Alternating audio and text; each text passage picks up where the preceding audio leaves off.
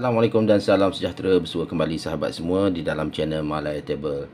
Okey, terlebih dahulu saya ucapkan terima kasih kepada semua yang terus membuat sokongan, terus memberikan sokongan kepada channel Malaya Table. Terima kasih sahabat banyak-banyak.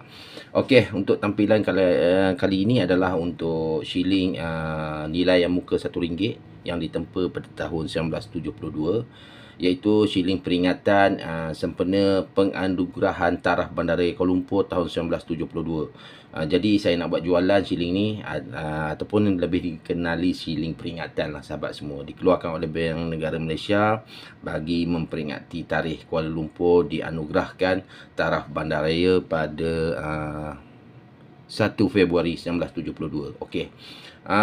Secara ringkas dan padat laju saya nak bagi tahu shilling ni diperbuat daripada copper nickel, dan dikeluarkan sebanyak ataupun dibuat tempaan sebanyak 500,000 keping dan dijual dengan nilai yang muka RM1 sahaja pada waktu tersebut pada tahun 1972 untuk kenang-kenangan ataupun shilling peringatan.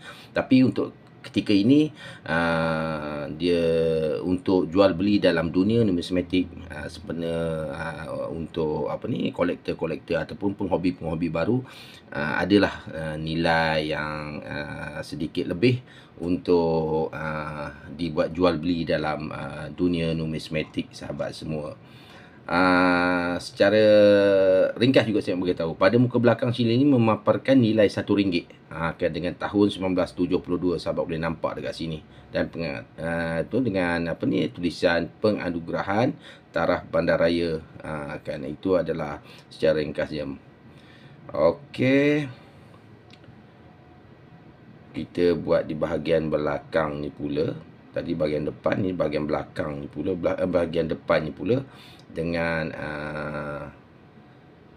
tulisan Kuala Lumpur maju dan makmur, dengan tulisan Kuala Lumpur. Berat shilling ni adalah sekitar 16.5 gram. Diameter adalah sekitar 33.30 mm. Itulah yang saya buat bacaan daripada blog-blog yang telah saya ikutilah di dalam pembacaan saya. Okey. Spesifikasi teknikal tahun 72, nilai muka RM1. Komposisi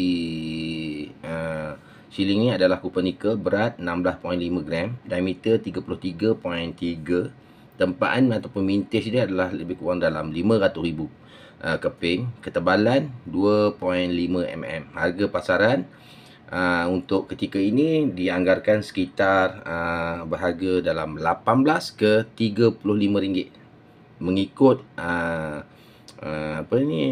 dia punya kebersihan, kecantikan ataupun originality lah. Itu yang saya nak bagi tahu. Dan ada lagi satu untuk komposisi copper nickel proof yang berkilat, yang ada berkilat dengan yang lebih cantik lah, lebih detail ataupun lebih sharp dia punya kilat dia. Dia punya komposisi adalah copper nickel proof. Tempaan ataupun mintage ada 500 keping sahaja. Harga pasaran semasa saya tak sure, tapi pernah dijual dengan harga yang agak mahal lah.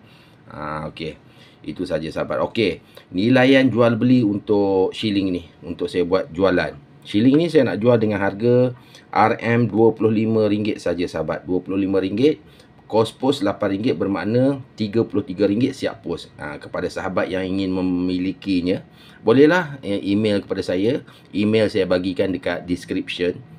Jadi sahabat boleh hubungi saya melalui email airulizal@gmail.com. Jadi sahabat boleh hubungi saya dan kita boleh buat urusan jual beli lah.